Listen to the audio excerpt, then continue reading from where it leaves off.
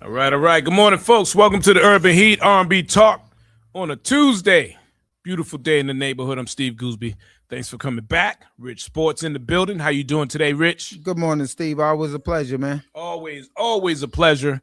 And a lot going on today. We got a great show set up for you all. Make sure you hang tight because we got Anthony Robinson Seymour. He's coming on board today. The weather's getting pretty good outside. And normally when the weather gets good, things happen out there in our neighborhoods, but he's doing such great work in the community. We want to get him on and talk about some of those things he's got going on. And also we're going to get into politics. Trump is headed over to China. I thought he had beef with China, man. Yeah, but it seemed like when that money's on the table, Steve, right, everybody comes to the table to talk about how much money they can make, man. Right. We're going to talk about your electric bill, of course, the Hantavirus and the World Cup. But before we get into all of that, man, I got to tell you. So yesterday, and how was your Mother's Day, man? You had a good Mother's Day on Sunday? Mother's Day was great. My mother's no longer with me, but you know what? It's still good to celebrate Mother's Day. No doubt. And happy belated Mother's Day to all the mothers out there. That's right. That's right. I had a wonderful Mother's Day. Went to brunch at Mom's house. Great time. And then I just happened to had to go down that way yesterday in Roxbury, man. Went to Citizens Bank and to make a deposit. And Dudley Station, man, has changed so drastically. I'm not talking about the gentrification of Roxbury or Dudley at all. Dudley Station, or Nubian Square, whichever you choose to call it, is the new Masson Cass, the new Pine Street. It is terrible down there, man. Terrible. And it stinks. Trash is everywhere. Needles. And when I went inside the bank was empty. The first thing I said, what happened to Dudley? I mean, the last time I was down in that area, it wasn't too long ago, but it wasn't like that, So I don't know what's going on, but it needs to be cleaned up. I don't know what the politicians in the neighborhood are doing or what they're talking about, but Dudley Station, Nubian Square in Roxbury is a problem. It's a major problem. If you don't, just go down there and take a look today, Well, one of the things I noticed about, as you say, Nubian Square, Dudley area, they're building a lot of high rises down there. There a lot of apartment buildings, gentrification. One of the things you're speaking on, Steve, which is very true about the area and what's going on, but it hasn't really stopped the increase of them building buildings, charging high market rent. People can't afford to live down there who grew up in the area. So you wonder what's the long-term goal, because eventually I feel like once all these buildings go up, because there's a lot of construction going on. Right. Once these buildings go up, they will come in and clean up the area, because what will happen, people like us will no longer be able to afford to live there, and they will make a concerted effort to clean up the area. And most can't afford to live there now, but we talked about this before, Rich. It seems like it's an easy problem to solve. Just get them out of there, provide them with the services they need, but provide it in the area that holds them. You know what I mean? Where it seems like whatever services are out there right now, it's not even a Band-Aid on the situation. Well, this is a question I personally ask myself. Like, who's getting a check? Who's getting paid for this right now? Well, think about this. When I say our government been bombing boats or just annihilating boats in the ocean coming from South America, allegedly stopping the flow of drugs. But let's face it, the flow of drugs hasn't stopped in our community.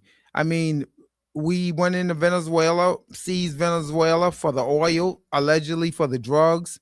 Well, they never said the oil, but allegedly it was for drugs. The president was taken out of there. But the flow of drugs into the communities has not stopped. When are we going to see the effect of that? No one asks that question, and that's the question I constantly ask. When did the flow of drugs stop? It seemed like the drugs are still flowing into the community. If you were in charge, Rich, what would you do to fix that problem down Dudley Station and in Mass and Cass and in Ashmont Station? Well, same issue.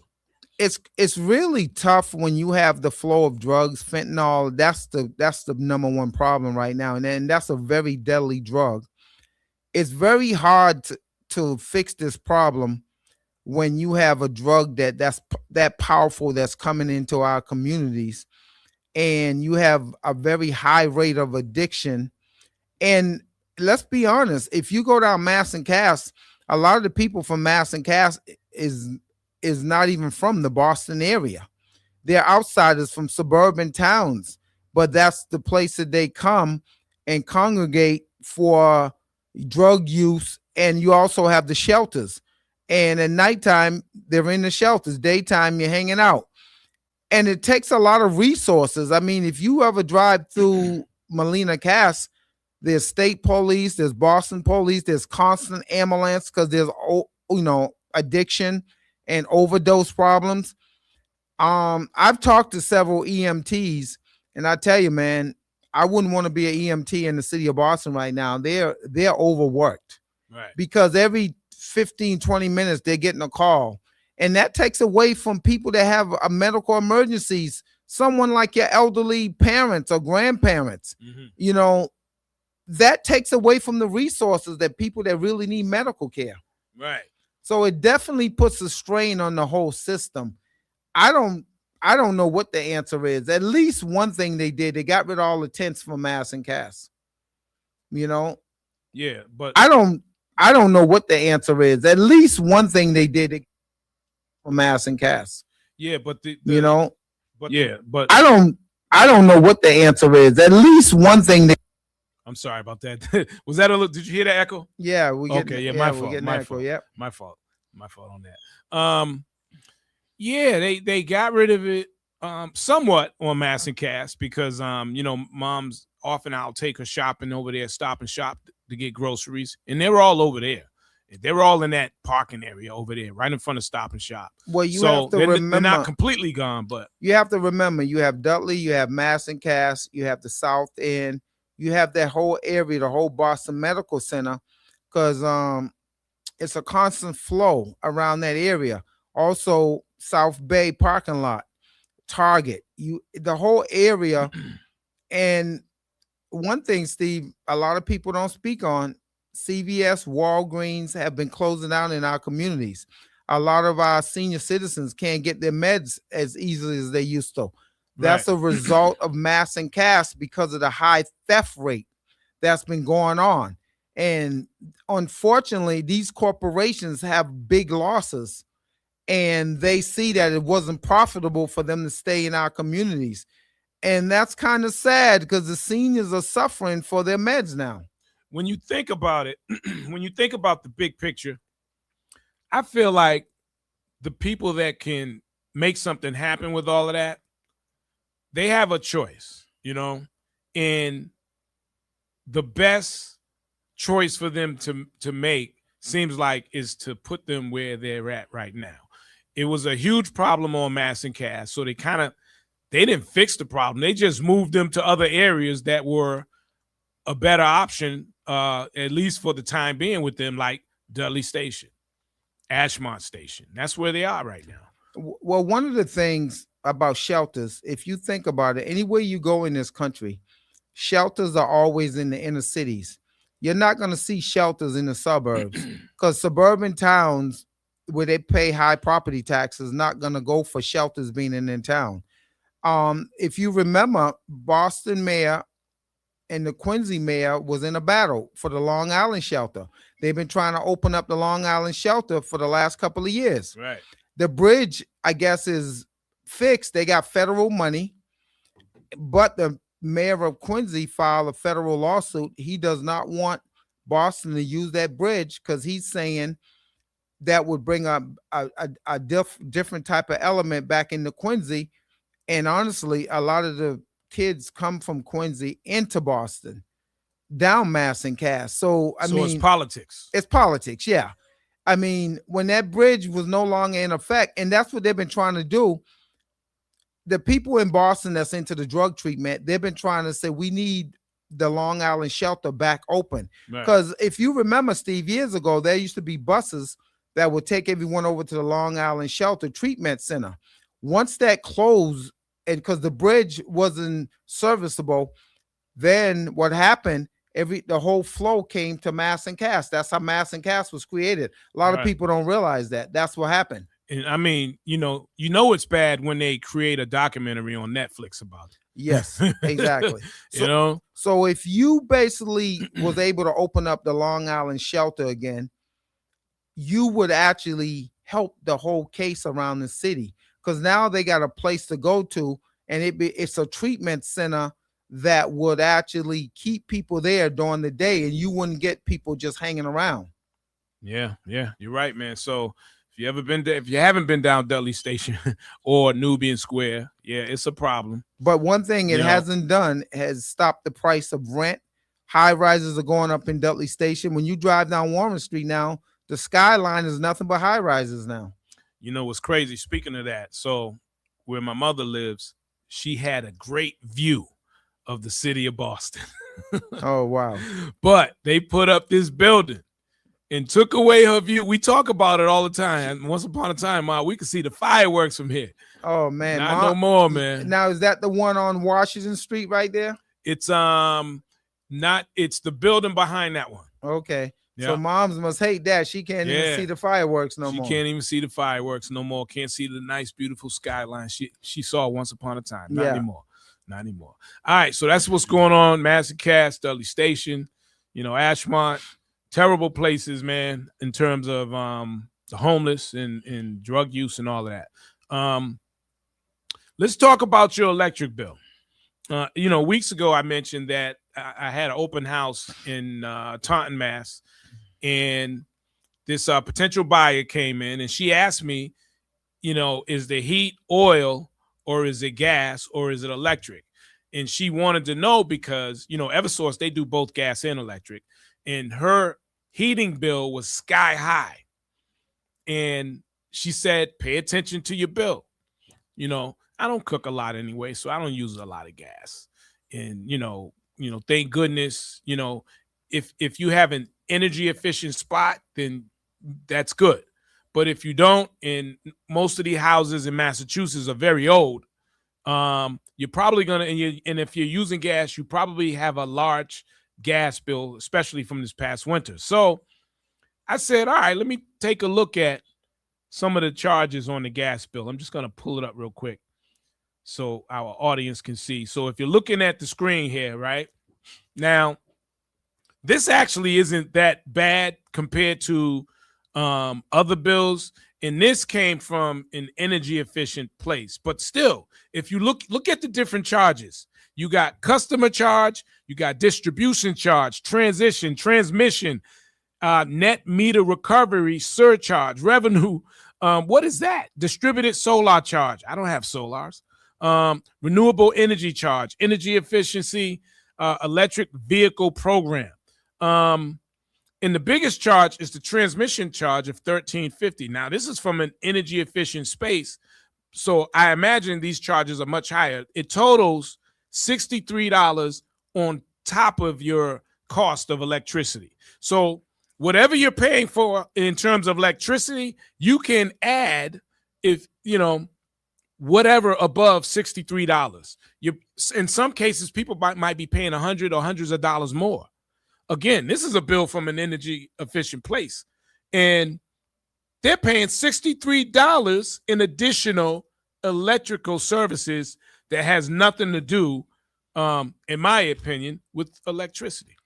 Well, I feel like those charges are just made up, and somehow let's get the people, to pay more in energy. Well, if you think about it, those charges you just mentioned, let's just say 10 years ago, you got your electric bill and all you saw was the bill.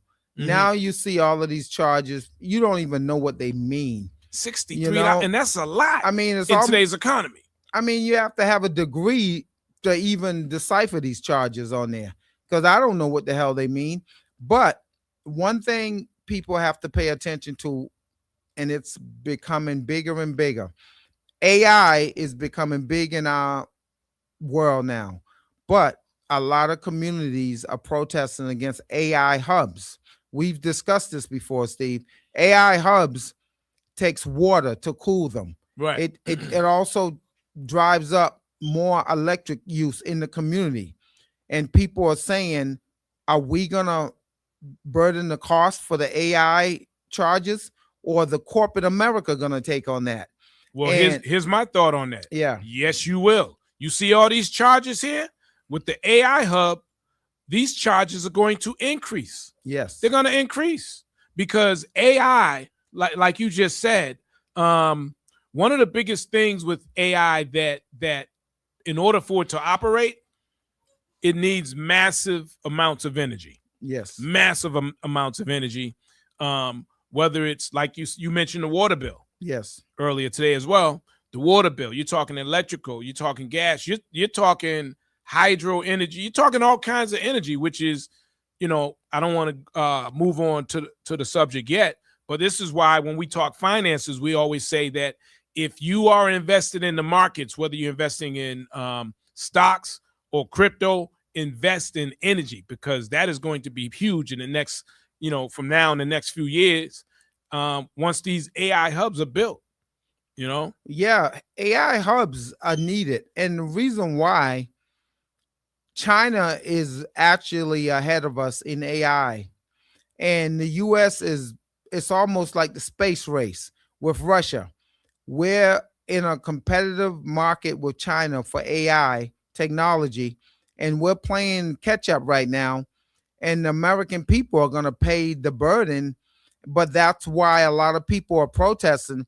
There are some people that have said their water pressure have decreased where they built AI hubs. Mm-hmm. Whether you're running your water, flushing your toilet, people are really pissed off about the AI hubs in their communities. Right. And, they should be, because your energy bill is going to go up, whether it's electrical or whether it's gas, the water bill, it is going to go up. But we shouldn't sleep on this. We should not sleep on this, especially when it comes to electing officials and voting and all that stuff. And I mean, AI, we said it 1,000 times, it's not going nowhere. It's here. And we also got to meet the challenge of learning what AI is and how to use it, because when it comes now, folks like you and I, older folks, established, got retirement funds, whatever, ownership of property, whatever, we should be all right. But our kids, our kids gonna have to deal with AI. If your child isn't learning AI, get on him about learning AI or becoming an electrician or somehow being involved in those energy services, because that's where it's going to be. Electricians in the next several years, they're good. They're going to be good. Almost definitely with AI. And also these AI hubs, they're going to need people to work these. I hear it's going to create a lot of jobs. Right. But a lot of people, once again, don't care for it in their communities. And let's face it, if you're talking about putting an AI hub in a suburban community where people are paying high property tax, they're not letting these AI hubs come into their communities.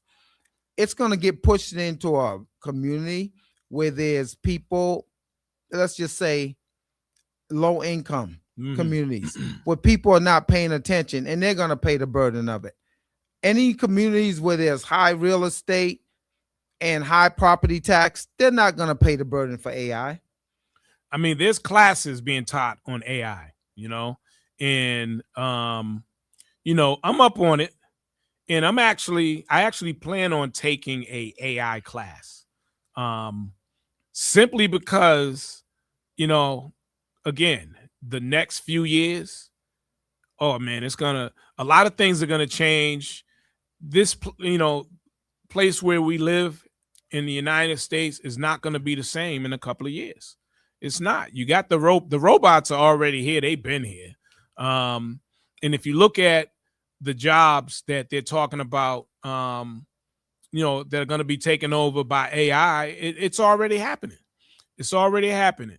300 million jobs gone between now. It already started in the next few years, going to be lost due to AI. Teachers are going to be affected. Even hospitals will be affected. I believe there's a place it's either Japan or China. They have an AI hospital. There's an AI hospital. You walk in, everything is AI. You still have the human aspect of it there at the hospital, but a majority of it is run by AI, from prescribing medicines, doing x-rays. It's crazy. It's crazy. I don't know about you, Steve, but I've already experienced it on a couple of customer service calls, with AI generated phone calls. So it's definitely the thing of the future, but it's going to be a fight with people wanting these AI hubs in their communities, Yeah. But I think eventually it's corporate America, and they always win in the long run. Yeah. And bottom line is, get up on the AI. If you got kids, they should be learning AI right now. Now, some of the schools may not be up on it like that yet, and they may even be against it. But I feel like, you can't necessarily wait for them, whether it's the government or whoever's really in charge of it. You can't wait for them to bring it to you to learn, because by then you'll probably be too late waiting on them. Well, that's just like the computers. Think about it. The suburban kids got laptops. Hey, Rich, do me a favor. Talk about that. I got to get this real quick. I'm sorry. Suburban kids always got technology before the inner city kids. So what's going to happen? You're going to have a bunch of suburban kids up on AI. They're going to be smarter. They're going to go to college. They're going to have this technology already. And the inner city kids, are they going to invest in them the same way? Are they investing in the suburban communities? So that's going to be the thing with AI going forward. Is it going to be a level playing field when it comes to AI? Right. I'm sorry about that, man. Something like I'm a real estate broker, as you know. Some calls I gotta get, for the simple fact stuff is like happening right now. So think in the future AI is going to be handling that for you. Right. Actually, AI could have handled that for me, but I needed to talk to that person real quick. Yeah. I needed to talk to them. But yeah, and listen, the class I'm gonna take is so advanced. I can't wait. I'm gonna pay a mint for it, and I actually know the person, but he's very, very knowledgeable, and I'm gonna definitely take the course and get up on my AI so that before this year is out, man, I'm telling you, I can't wait. I can't wait, man, because this is stuff that's happening right now. If you haven't figured it out, or you've been hiding under a rock, the world is changing. It's changing, man. AI, blockchain technology, and we're going to talk about Trump in a second, because you mentioned earlier he's going to China, and he's going with a lot of bigwigs. That's right. Tim Cook, who owns is Tim Cook Apple or he's Apple. Tim, the guy who runs Apple. CEOs from BlackRock. Yep. Larry Fink from BlackRock. Yep. Probably Jamie Dimon from Chase Bank. Right. Now, these are major players. Now, if you ask me, I think BlackRock and Chase has a major part in electing the presidents of the United States. Well, they play major roles because they're responsible for so much money throughout the world. Well, if you're paying attention to what's going on right now between gas prices, oil prices, and the financial markets, I'm not an expert on this, but just watching and listening to these so-called experts, there's a big shift going on in the world, in the financial markets right now. And I tell you, taking this trip to China and negotiating with the Chinese president, and China's been think about it, our adversaries for a long time. So yeah, I'm shocked he's going to China like that. Now we're sitting down and negotiating with deals and stuff. Man, this is people should pay attention to this, man. Definitely. I mean, those are major players. BlackRock owns everything. Yeah. They got their hand in on everything. And even here in Massachusetts, right, and throughout the country, when it comes to real estate, they are changing some of the laws that affect real estate on a large scale. For example, I believe it was last year sometime, if you were renting an apartment, and let's say you went through me, 9 times out of 10, you're going to pay me for helping you find that apartment. So, and usually it's up to the cost of whatever the rent is. So if the rent's $2,800, I get you the apartment, you're paying me $2,800 for helping you find that apartment. They took that away from us. They came up with a law. And so now the only way for them to pay us is if they actually hire us to help them find an apartment. With most of them don't. Why pay? I wouldn't pay it either. You know, it doesn't make sense. So now we got to get the money from the landlord. What's difficult about that, not that landlords don't or won't pay, they will, but it's just another obstacle we have to go through in order to get paid. I hated doing rentals anyways, and I hardly did them. I did very, very little when it came to rentals. But for those who live and thrive off of that, it's a lot harder. And that's why you see more rental signs up nowadays. You could just be driving through Milton. I see a bunch of them all the time. They're trying to rent the places on their own now. Okay. You know, because they don't want to pay that extra fee to the broker. So basically, they're cutting out the broker. Yeah, they're cutting out the broker. Okay. And then there's been other laws that, you know, hasn't had a large effect, but when it comes to posting commissions and letting the agents know how much, we don't have to post that anymore. We're not required, you know, as far as doing it the old way we used to do it. We could just post it online what the commission is, and if you're a broker or agent, you would see that. The public won't see it, but as an agent, you would see it. We don't have to do that anymore. You know, there's so many things. So in other words, what they're really trying to do, they're trying to push the real estate aspect of, you know, people like myself out. And what's been happening over the years that a lot of people don't know, BlackRock has bought up so many single family homes over the year. You won't see it under BlackRock. It'll be some other subsidiary name. So basically you have less houses on the market and that keeps the price up. For the most part, yeah. But yeah. I think people, you know, the market is busy right now, but people are scared. People are scared because of everything that's going on, and things aren't moving like how they used to move. You used to get a listing or a couple of listings or whatever, put them on the market, and boom, boom, boom, boom. You know, you could sell them. It didn't take as long. You know what I mean? But now you got to work a little bit more harder. You know. Well, in this economy, do you see rents continue to rise? Rents have actually come down somewhat. And is that because people's salaries are not going up as high and they can't afford to pay the rent in these places? I think it's because the market's down. People don't have the money that they used to have. Inflation is up. Salaries ain't, you know? Well, yeah, inflation is going up higher than people's pay scale. Exactly. Right. And look at everything that's going on. If you look at everything that's going on, gas is still $4, high as hell. Almost $5 a gallon, right, depending on where you go. Right. Groceries haven't come down that much, if at all, right?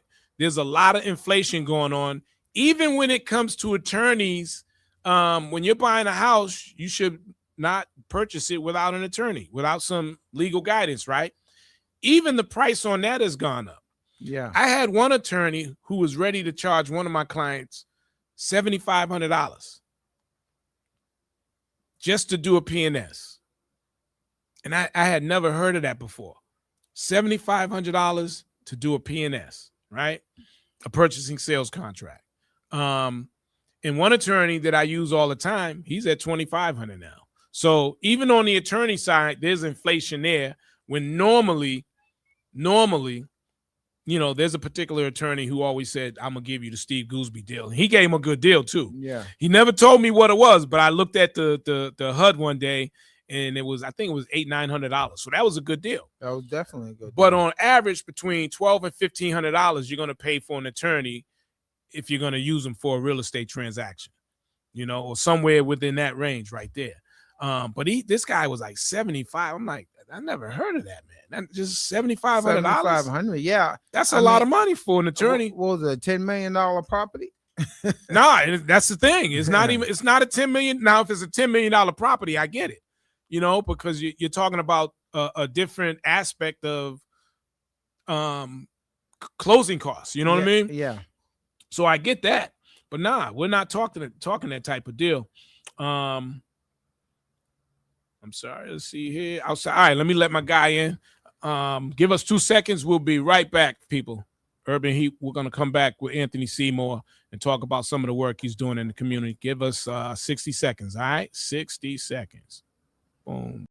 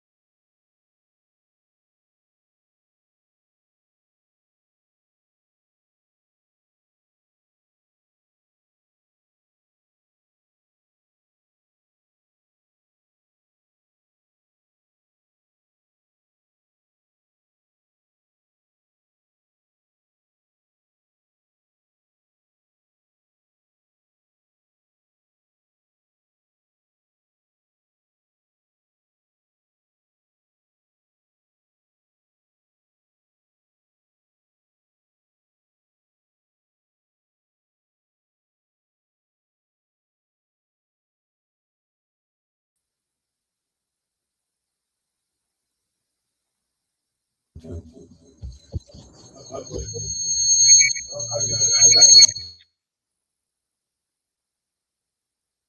your mic on. All right, we golden, y'all. Yep, we good. And if you can just adjust, maybe move that camera back a little bit on the computer, set it up so we can get your whole face. Boom, boom, boom, boom. Okay. I go like this. Boom. There you go. All right, we good. Ladies and gentlemen, let's give it up one time for my brother, Anthony Seymour. Give him a nice big round. Clap, clap, clap, clap, clap, clap. All right. Yeah, man. Welcome to the show, man. How you doing? I woke up this morning. I am totally blessed. Oh, man. no doubt. And thank you for the opportunity to have me come on your show. No doubt. No, thank you for coming on, man. And we appreciate the work you do in the community, which is why I wanted you to come on. When the weather gets warm, everyone knows the kids need a place to like hang out, right? But of course, in Boston lately, there's been a lot of shootings. We don't want to focus on that too much. But talk to me about some of the work you do, man, keeping these kids off the street, keeping them safe, family safe, and all of that, man. And I know it's a big challenge, but it's a huge challenge. And back to the shootings, that are very important because we're losing our young people tremendously. It's a shame, but it's happening. We need more infrastructure when it comes to community building, but we need to join forces. I think more than anything in the world, we come up with programs, that only last for so long. But we need to come up with something collectively in the Black community, because that's where it's happening at, to resource these situations and also stand together in solidarity to combat these shootings that are in our neighborhoods. Right. So you doing your part. But like you said, we all got to do it together.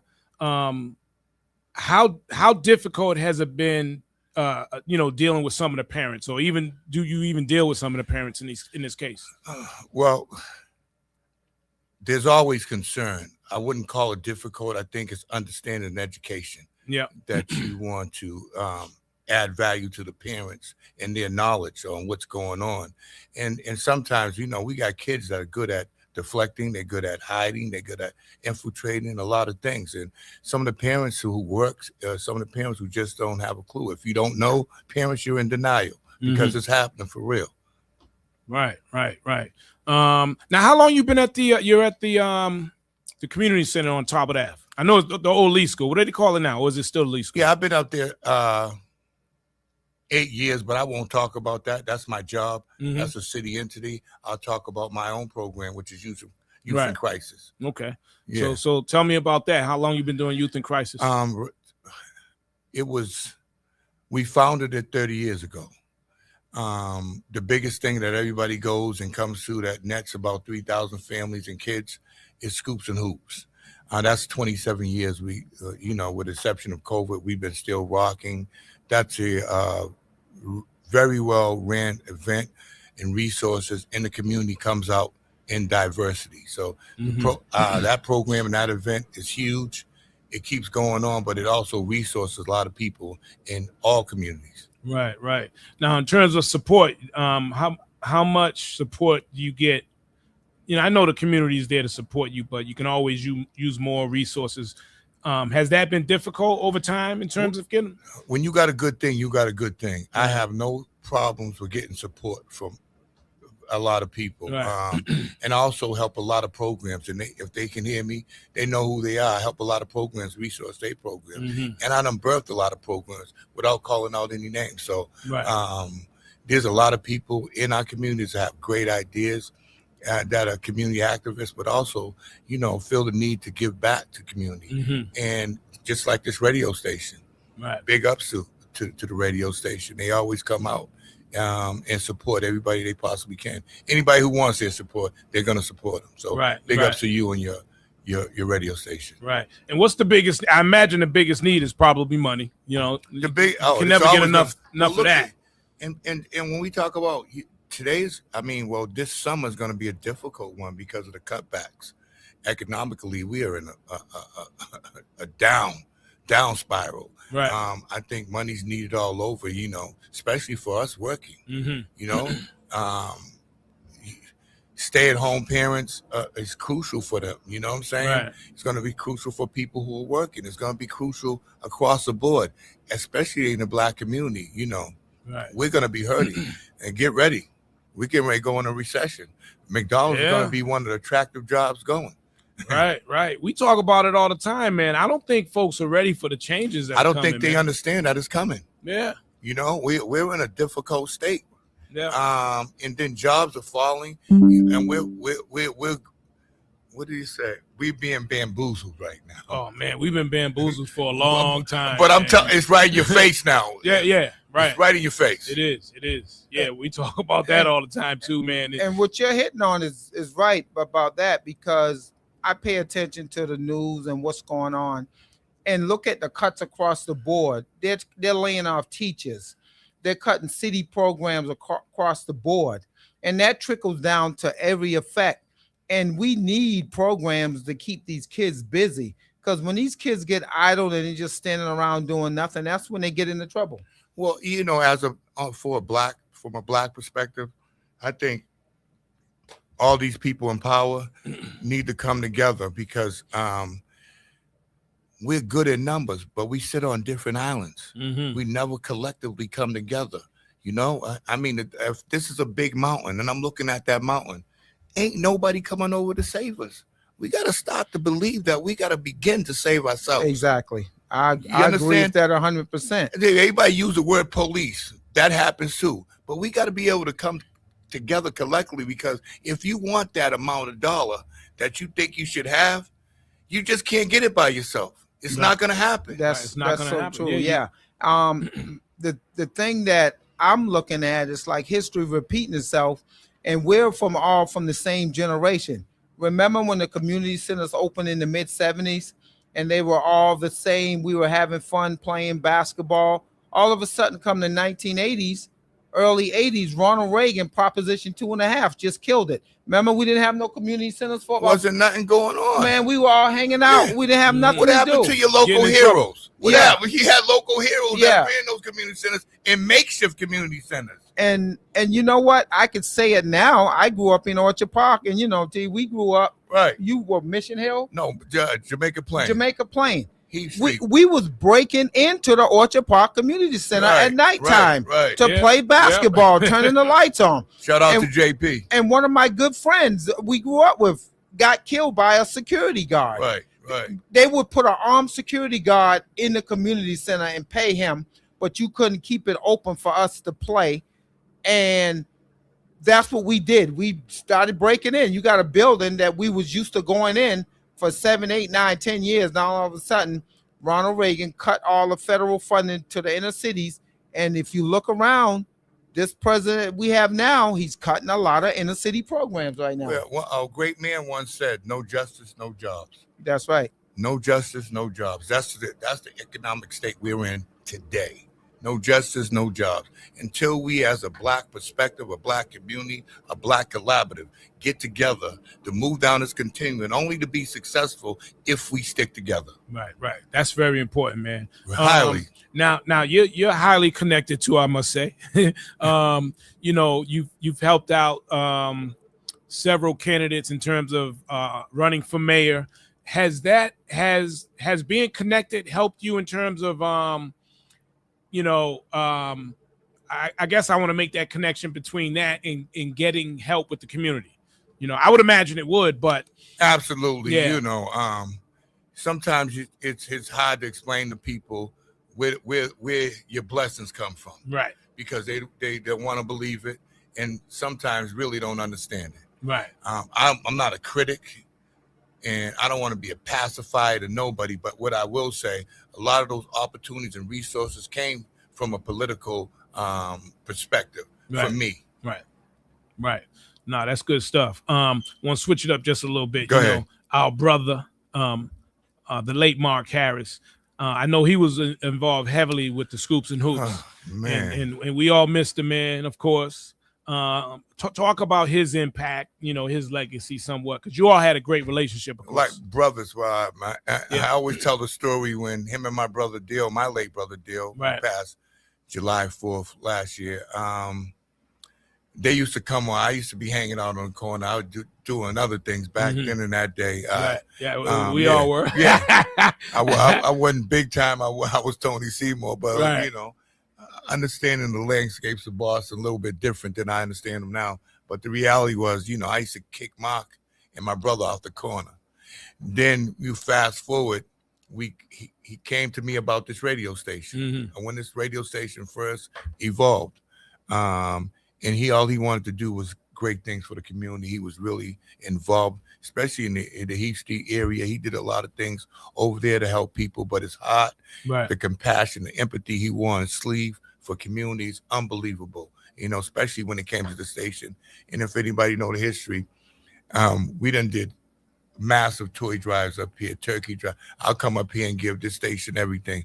And we're back into that now, but the passing of Mark and his integrity to help community was unbelievable. No doubt. And, Mark would always, I miss him in the morning times because I would come in here. He always come in here, him and Dita. And, he would always, dap me up and like, Goose, you the man. But I had to always remind him, right?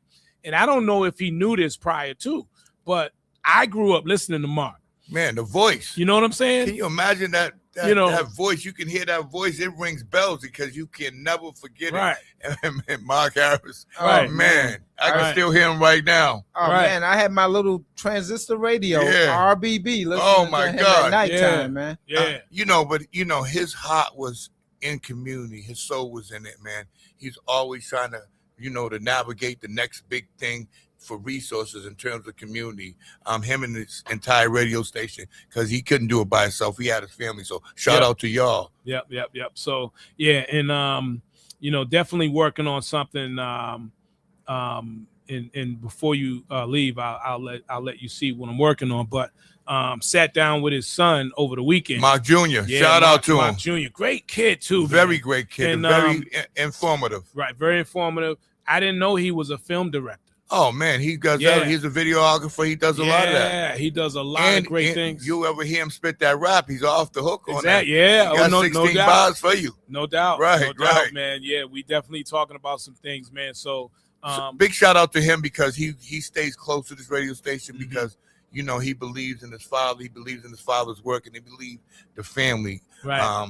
He still needs to continue work in honor of Mark Harris. The late Mark Harris. Right, no doubt. So what's next for your organization, man? I know you got Scoops and Hoops coming up. Scoops and Hoops is every third week in July, but I also got something that's happening at the Bruce Boland building the 22nd of this month. Okay.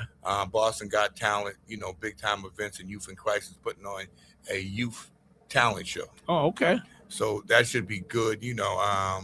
Big shout out to Yoma, pianist.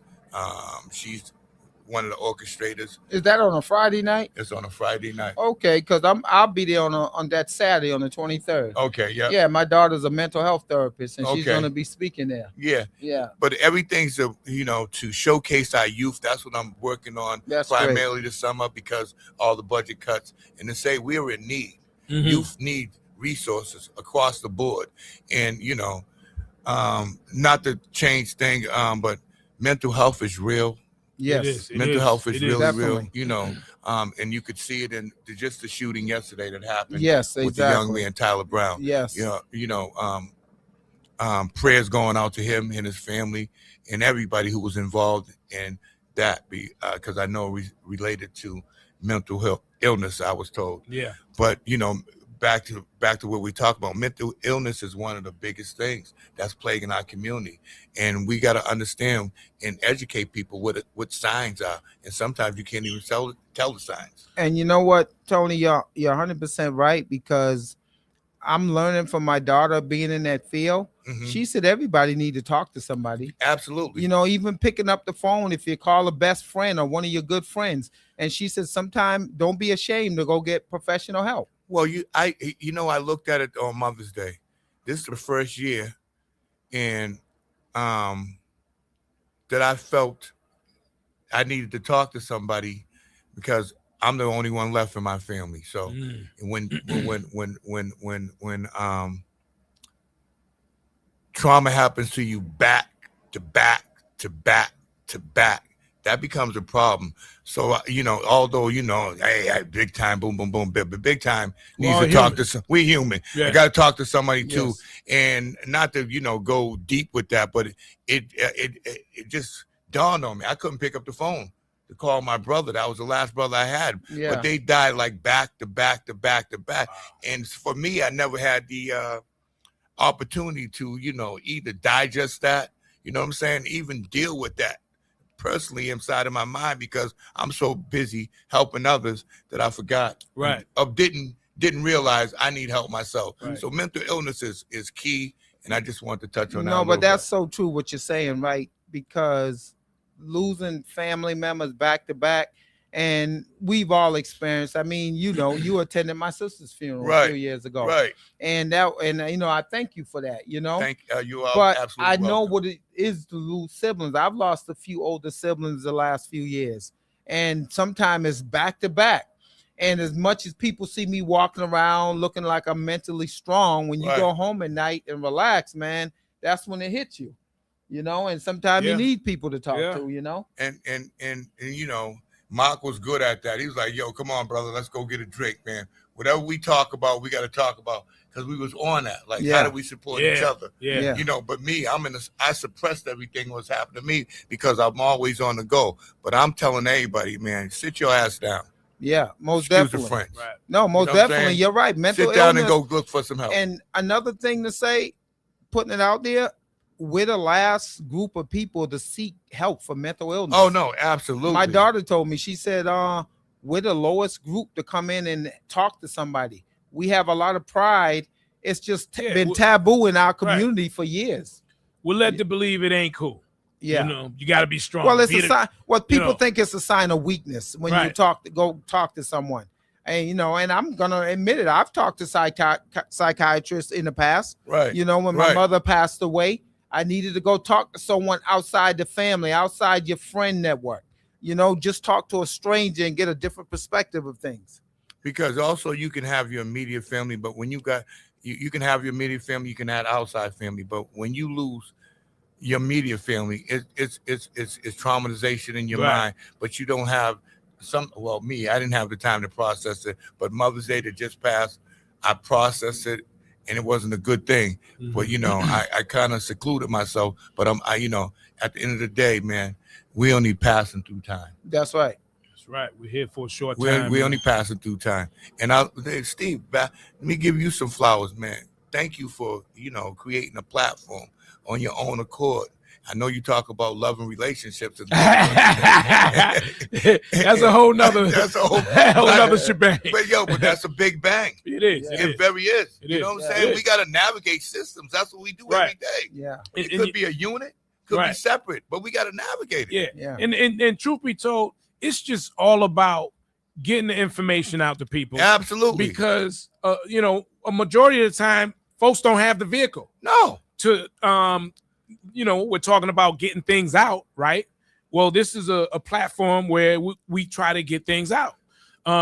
Relationships, everybody goes through it. Oh, absolutely. It ain't ever going away. And sometimes you have things that go on in a relationship that you know it's not good, right? But ain't nobody talking about it with you. So when you hear other brothers talk about it, man, we can all relate. What they say, we say back in the day, life is ups and downs, changes and turnaround. Right. Right. Yeah. Right. That's what it is. Yeah. That's what it is. Of navigating some of them systems, you know, there's a lot of branches to that. Yep.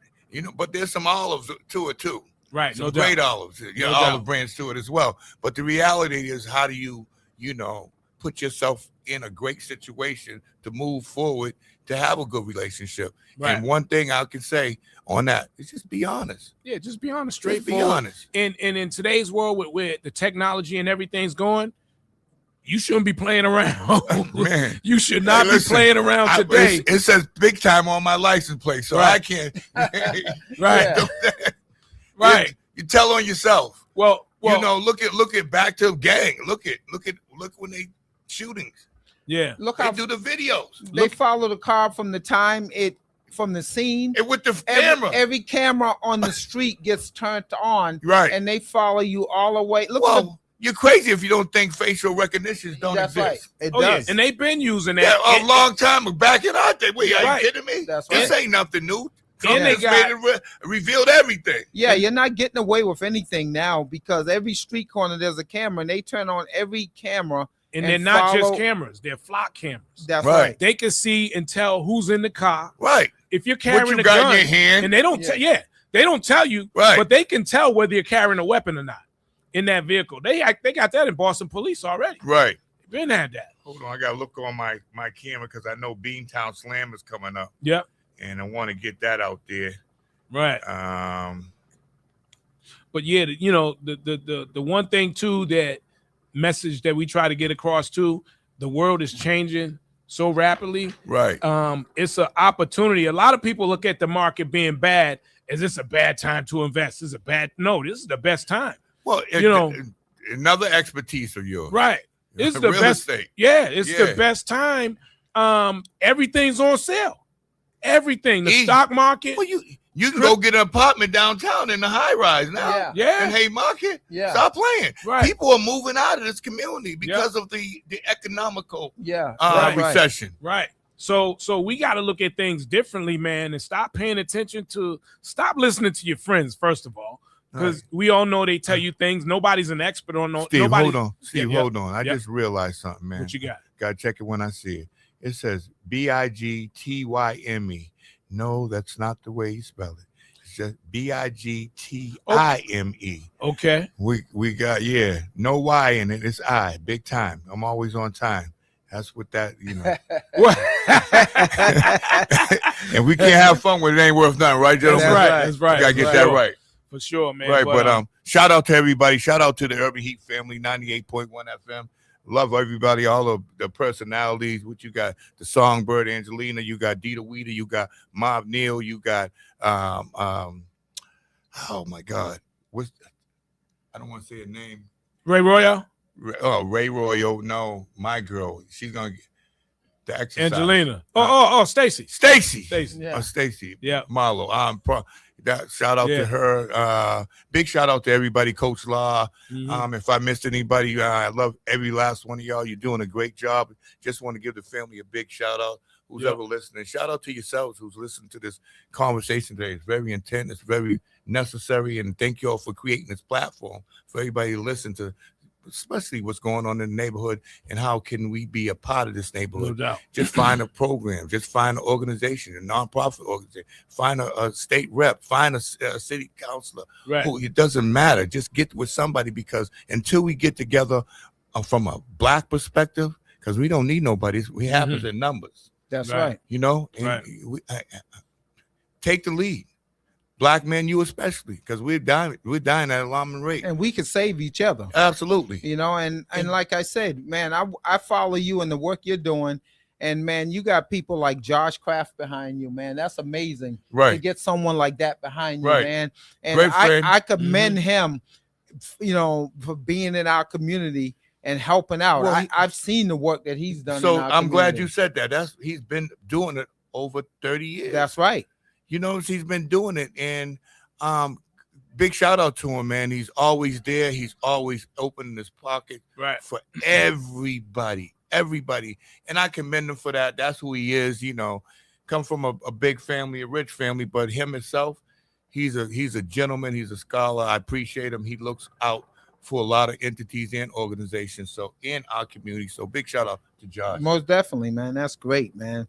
I mean, the Lord blesses us for, you know, guy like him, man, to come into your life and, you know, and help you out, man, in our communities. Because he, you know, I think he has that talent to look at our inner cities. He see what's going on, and, you know, guys like that just have a thing for seeing, you know what, I got everything in life. How can I help somebody else? Don't have to do it, right? Google him. I say Google him. You see, he started a Boys and Girls Club. That's right. Basement. That's right. You know what I'm saying?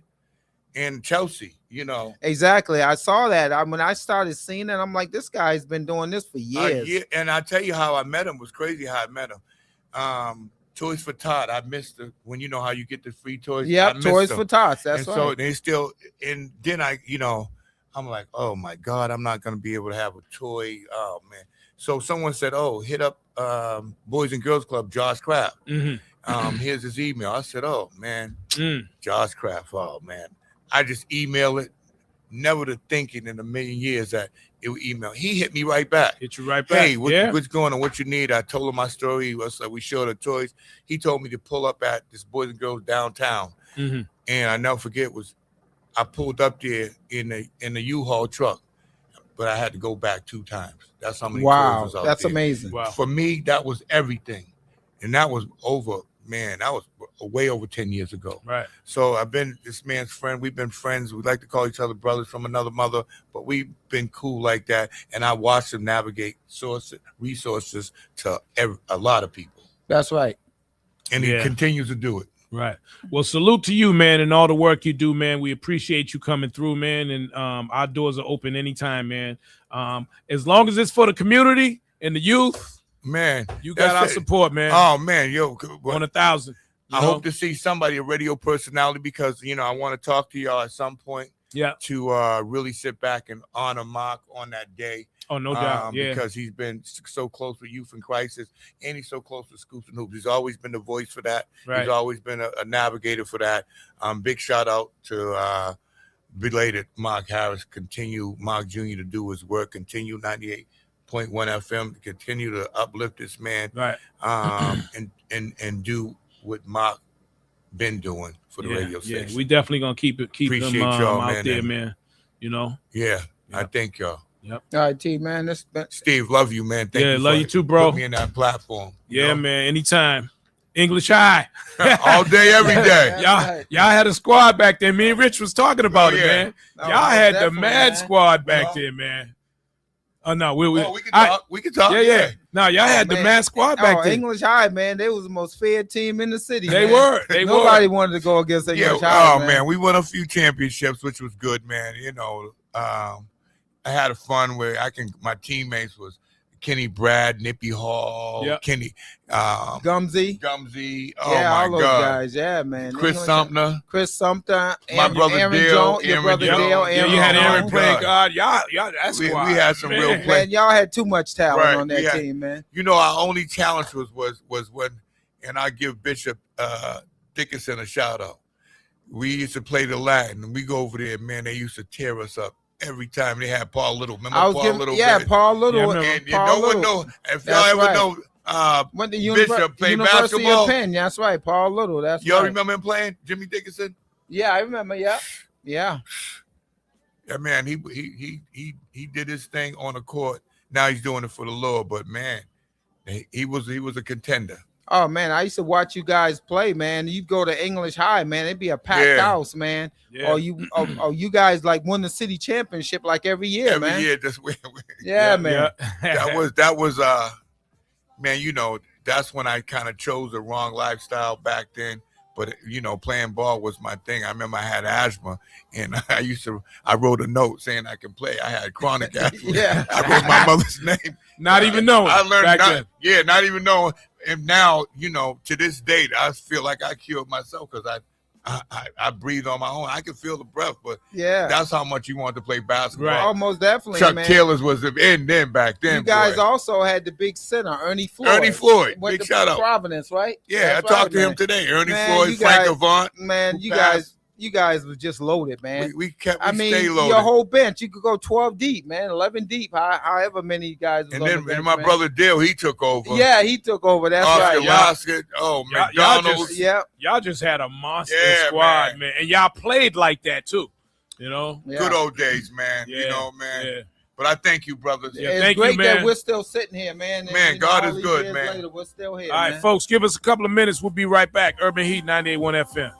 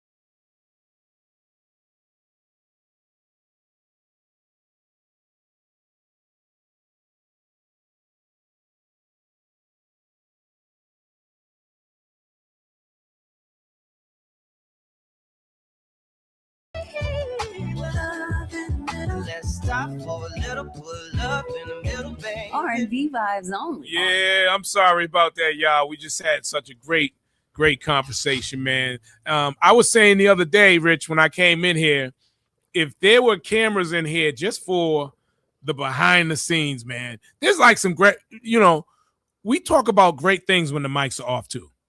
That's right. Most definitely, yeah. Great conversation afterwards. Well, that's when we share our knowledge with each other too, when the mics are off. The mics are off, and then we try to bring that to you all listening. But so shout out to Anthony Seymour, man, doing a fantastic job with the community. And definitely Hoops and Scoops is coming up. He's got some other things, and we'll keep you posted and how you can be involved and so forth, So Steve, man, moving on, man. What about this new, I hope I'm pronouncing it right, Hantavirus? Yeah, let's talk about that. Man, listen. Yeah. What are we in for, man? Are they telling us everything that we should know? Well, here's the thing. Let's just start about what it is. If you haven't heard, Hantavirus or Hantavirus, whatever you want to call it, it's mouse or rat droppings, rodent urine or saliva. And if you can also breathe the dust of it. So I guess when the droppings dry up or when the saliva dries up, if you don't clean it or get it up, they're saying you could breathe it. Also, they're saying certain mice carry it from certain countries. Yeah. So allegedly the brown mice that we might see in buildings that we might go in or whatever, we don't have to worry. But right. Steve, New York City, mice, rats, 100 years, these old buildings. Why all of a sudden this thing is out there, and they're quarantining people in facilities. 18 Americans have tested positive, and they have them on lockdown. That 40% of the people die from this thing, they say. Let's talk about it. Some of the symptoms are fever, muscle aches, fatigue, headaches, nausea, vomiting. Now, which angle do we want to talk about here? You got some people saying that the boat wasn't even, it was empty. They're saying the boat that was off the coast of Cape Verde was empty. And I'm even questioning the one guy that was on video saying that this is serious. We need help. We can't get off the boat. And I don't know. To me, it just felt like he was acting. I don't know. I don't know what to believe, because my question is, if this is transmitted from the sources that you just said earlier, now all of a sudden it's human to human transmission. Why is these things evolve so quickly and they mutate so quickly? Right. Something that we really never heard of. I've never heard of it up until now. I'm going to be honest. And all of a sudden, this thing is the next big virus in the news. And it can be transferred from human to human. And some people can test positive and not show no symptoms for 6 to 8 weeks. That's a long time for someone to be walking around with this. Right. Very long time. And I don't know, man. I think with anything else, man, you just gotta, when you're around crowds of people, the shaking of the hands, you just got to be careful. When you're at the gym, you got to be careful. One of the things I'm leery of with this, this goes back to the COVID and how that allegedly got out into our population. Laboratory, doing experiment with animals. Sometimes nature's giving us a warning. Stop messing with nature. Stop taking these animals, doing these experiments with them. Is this nature's way of rebelling against us? I don't know, man. I think it was created. I think COVID was created. I think Hantavirus has been created as well.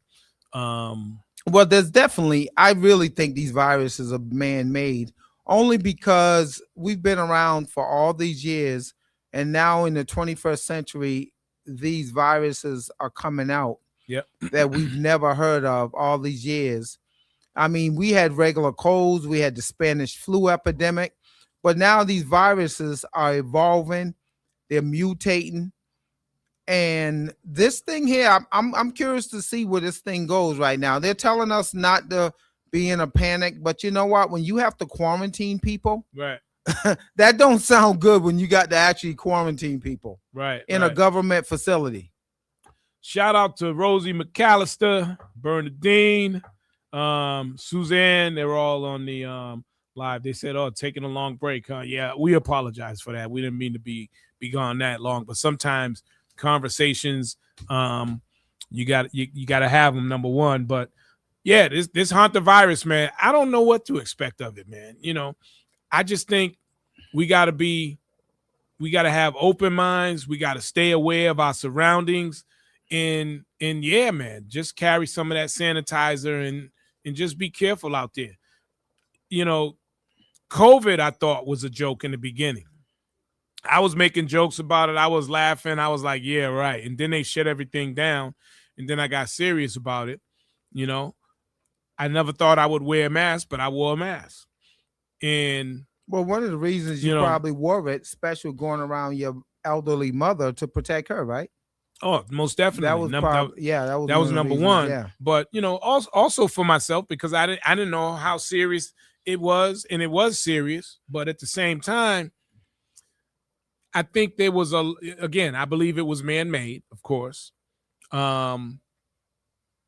There's just so many other areas of it that happened where you know, I just had a lot of questions, like especially when they came out with COVID shots, different shots, and they were trying to get people to buy lottery. No, they were gonna, in order to take the shot, we'll give you $10 worth of lottery tickets. They was, you know, just trying to convince people to take the shot. Remember, that was a red flag for me. One person won $1 million because they had the COVID lottery in the state of Massachusetts. So there was $1 million lottery for people that took the shot. They got to enter their name in the lottery. They ever showed the person that won? Yeah, they actually showed the person on television that won. Yeah, they took the COVID shot, entered their name in the lottery. So there was a lot of gimmicks, you know. And, you know, I'm one of those people. I trust science and doctors because, you know, we were brought up that way. But in the last few years, you know, as you get older, you start having questions about things, you know. Right. Yeah. Because you find out that it's all a business. Yeah, it's a business. Now, with the World Cup coming to Foxborough, there are some concerns about, you know, people coming in from all over the country and perhaps bringing the virus here to Foxborough. There's some concerns about that. I mean, I don't know what to say other than just be careful when you're out in crowds. You just got to be careful. You can't ignore it, you know. Now, the CDC says that it's nothing to worry about. That's what the CDC is saying. But didn't they say that about COVID, Steve? Remember? Yeah, I don't remember. Remember in the early stages when they was like, oh, it's not a big deal. Right. And then the next thing you know, Steve, it was a big deal. It was a big deal. So, I mean, we should all keep our eyes open. Like you said, you got to be careful again of big crowds. 18 people don't sound like a lot in this country right now, Steve. But these people are on lockdown. And how many people did they come in contact with? Yeah, yeah. You know, and that's what you got to look. Every person, they say, comes in contact with 10 people. Those 10 people come in contact with people. Yeah. Getting on airplanes, they said that you have to worry about that. So, I mean, I think we just got to wait and see what's going on right now. Yeah, we got to wait and see. So, yeah, just be careful when it comes to the Hantavirus, whatever you want to call it. It's a virus. It hasn't taken over yet, and we don't know what's going to happen with it, man. I don't know. But people do react with things they see on social media and in the news. So just take whatever precautions you got to take. You know, I'll leave it at that. The Clarity Act, I spoke about it off mic earlier. The Clarity Act will give the banks clarity on what they can do with cryptocurrency. In other words, regulations for crypto is here. And they have regulations on it because it's obviously a moneymaker if the banks are waiting for this act to pass. Now, there's some big news coming out this week in regards that it will pass the Senate. And at that point, it's game on when it comes to cryptocurrency. The thing that upsets me about this right now is people are going to wait for the regulations to come in instead of buying it and investing into it now while it's cheap. The game is not buy high and then sell higher. Buy low, make some money, and then sell when it's high later. That's how the rich get rich. I learned this years ago, right? Back in 2008, 2009, man, I learned the best time to buy, I say it all the time, is when the market is bad. It's the best time to. Well, that's when wealthy people actually make their money. Yep. On Wall Street, off of Wall Street, real estate, those they never fail in a bad market. You know what, Steve? After living all these years and watching, I really believe that markets are actually, whether it's real estate or investments, the stock market, I really believe now that the market gets tanked to go down so the wealthy people could buy in, and then it goes back up again. I'm starting to believe that. Yeah, I mean, it goes in cycles. Yeah. And when it goes in cycles, just us regular investors, we pull out. And that's the key to investing as well. You got to understand the cycle of investing, whether it's stocks or crypto. Crypto is a 4-year cycle, so you got to know which part of the cycle you're in so you can know where you're going with the investment. That's key. I taught, we talked about those things during the workshop, someone asked me to do another one too, man. And I don't know. I might, maybe. But yeah, I mean, that's pretty much it. Clarity Act will be passing as a new bill, regulations under cryptocurrency. That's going to happen sooner than later. I promise you, probably within the next week. Well, Steve, you continue to talk about the Clarity Act. That's basically when banks will regulate crypto, right? Yeah, it's regulations. Yeah. It's funny because I watch the Bloomberg channel in the morning, and that's all they keep mentioning, the Clarity Act. Yep. And you're the first person that mentioned the Clarity Act. I had never heard that word before. And now they're talking about it on Bloomberg. On Bloomberg, they're mentioning that every morning. There you have it. I know what I'm talking about. I know what I'm talking about. I just want to let you know, Steve. No. Man, Bloomberg's mentioning the Clarity Act every morning. They're waiting for that to get passed, man. Listen, folks. It's not too late to jump in that game. It's not too late, but it's going to be too late when you jump in when everybody else jump in. It's going to be too late then. It's going to be too late. I guess we're going to leave folks with that. You got anything else on your mind, man? Just in the sports world before I go, our Celtics are out of the playoffs. There's rumors floating around that they're going to make a effort to trade Jaylen Brown. Yeah, that's what they're saying. The Greek Freak is out there floating around. Milwaukee's going to trade him. And some people said we should trade Jaylen Brown for him straight up because their salaries are kind of match up. I'm not for trading Jaylen Brown. I don't know why everyone wants to trade Jaylen Brown every offseason. The one thing I don't want them to do, don't listen to the media. That's right. Don't make your team based on what these so-called sportscasters say you should do. Don't do that. I'm for that too, Steve. They're good in getting coaches fired, but don't let them control your team. Now, if you could add Giannis with Tatum and Brown, I'm all for it. I'm all for that. I don't know how that could go, but at the same time, I'm not trading Jaylen Brown. Jaylen Brown proved how good he could be playing by himself without Tatum this past season. And watching the NBA playoffs right now, I still think the Celtics should be in it. Well, that's a story for a different day. Still can't believe last night, Steve, LeBron James was eliminated. He's 41 years old. He'll be 42 when next season come around. Did he play his last game as a LA Laker? Will he retire? Will he go back to Cleveland? That's the $1 million question that's floating around. He did play his last game as a Laker.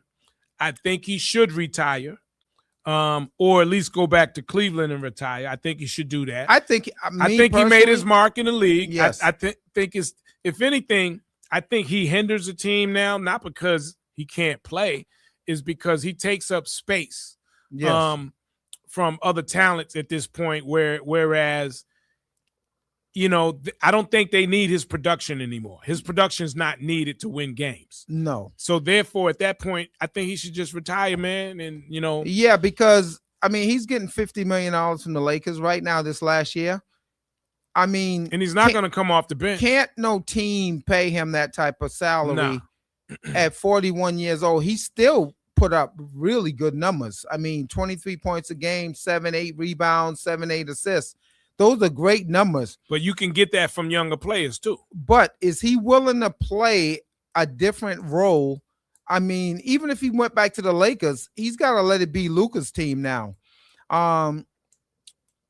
My feeling is he may end up back in Cleveland. I think the Cavaliers owner will definitely take a shot and bring him back. Right. I think he will be playing basketball next year. I'm not mad at that. I think he will be playing I'm basketball not mad at that. next year. I just don't think his production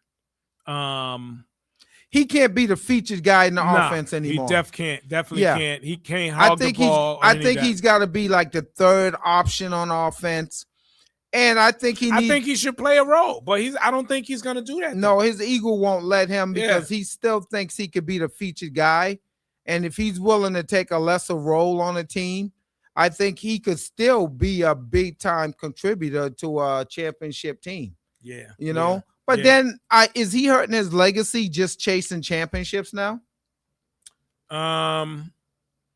I don't think he's chasing championships. He might say he is, but I don't think he is. I think he knows he's not going to get another ring. Yeah. On any other team and be a major contributor. What else do he really have to accomplish besides just playing for the love of the game?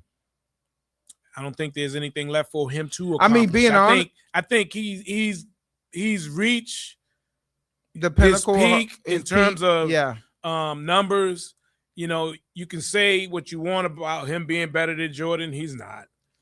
Definitely a top 10 player for sure. Most definitely. Definitely maybe even a top. Yeah, you could say he's a top 5. Yes. But nah, man. I think he's contributed everything he could to the game. And as far as production on any team, I think he hinders a team nowadays based on how he plays. And that's why I don't think he's going to get And also, Steve, the salary. If he's willing to go to a team, if you want to be honest, LeBron James could play for the veteran minimum now, which is about $5 million. But he's too good for that. He's not going to. He's not going to do that. Exactly. That. So a team's going to have to fit him into the salary cap for him to play. Yeah. But I would like to see him retire. But like you said, the guy's in phenomenal shape. 41 years old. I think he's going to be back playing next year. And you know what, Steve? Let's be honest. The networks, they're still out there to make money. LeBron James is still a story in the NBA. Even at 41 years old, Steph Curry, LeBron James, there's still stories in the NBA. Right. So that's all about marketing, Right. But Steve, but that's about it for sports right now, man. All right. Well, guess what? That's a wrap. We out of here. All right. Thank you, folks, for tuning in again. Thanks again, Steve. Now, thank you, Rich. Yep. All right, that's Rich Sports. We out, y'all. Enjoy the urban heat. R&B vibes. In the daytime. It wouldn't